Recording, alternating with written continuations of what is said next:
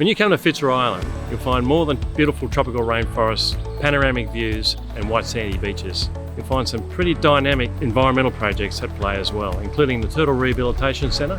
There's also aquaponics farms, so that the food that you eat at the resort has been grown on site. And most importantly, the Reef Restoration Foundation's coral nurseries, where we're growing as many corals as we possibly can to replant on the Great Barrier Reef. We've established a network of coral nurseries here at Fitzroy Island. Each nursery comprises 10 metal tree frames suspended in the water column. Our team of divers collect coral pieces from donor colonies on the seabed and attach them to the tree frames, whereupon they'll stay on those frames for about 6 or 7 months until they become semi-mature colonies and can be planted back out onto the reef. It's a demonstration of site stewardship led by the Fitzroy Island Resort to demonstrate the custodial approach to the reefs adjacent to their property. A key pillar of Reef Restoration's mission is to educate and make more aware of the state of the Great Barrier Reef and what you and the community can do to assist.